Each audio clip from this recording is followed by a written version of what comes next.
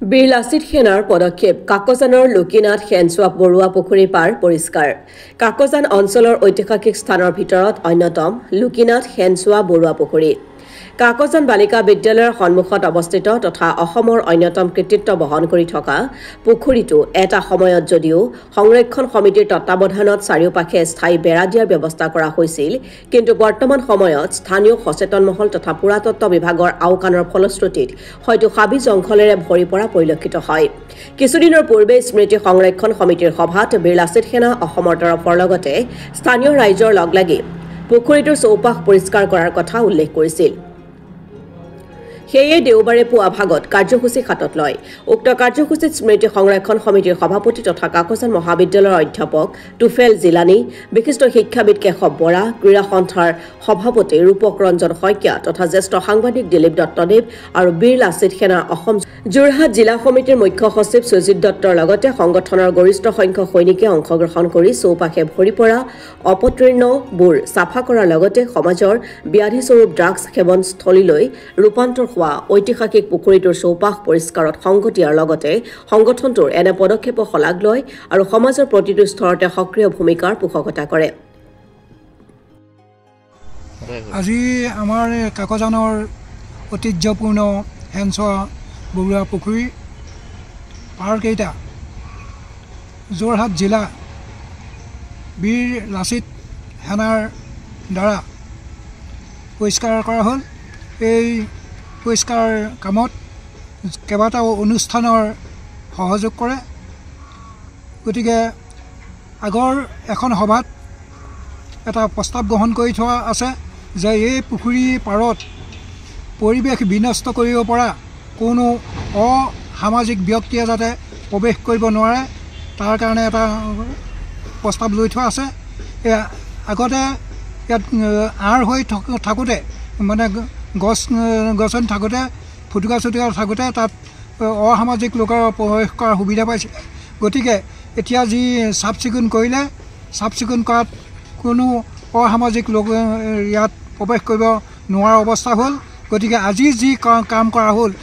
এই কামৰ কাৰণে যোৰহাট জিলাৰ বীৰ লাচিত সেনা বাহিনীৰ ওচৰত আমি কৃতজ্ঞ হৈ ৰ'লোঁ বীৰ লাচিত সেনাৰ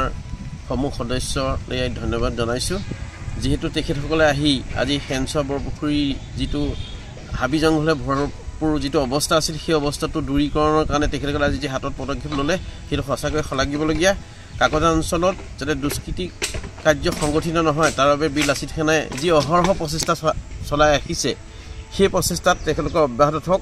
আৰু আজি দেখা গৈছে যে এই অঞ্চলটোত কিছুমান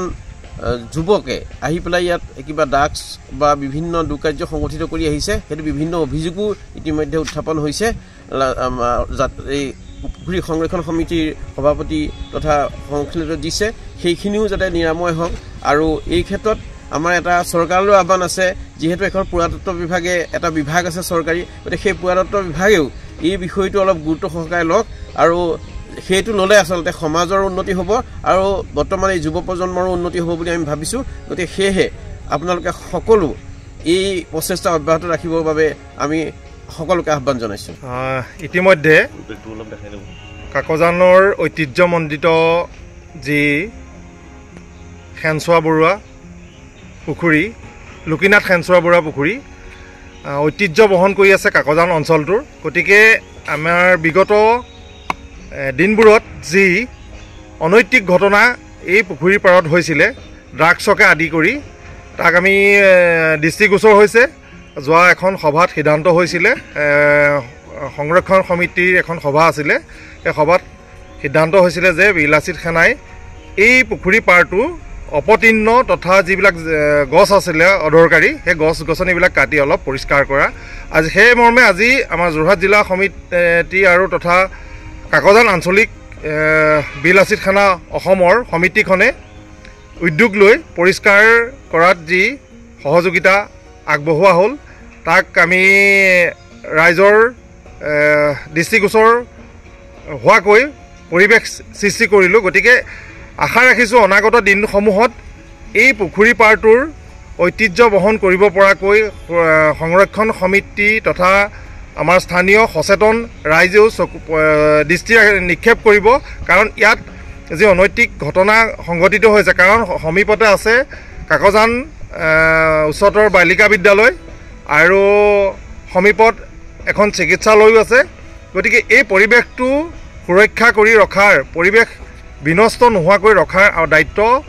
কাকজানবাসী সচেতন ৰাইজৰ গতিকে আমি সাংগঠনিক প্ৰক্ৰিয়াৰে যেনেধৰণে এই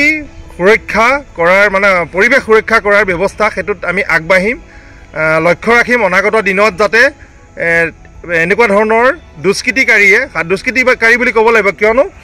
সমাজৰ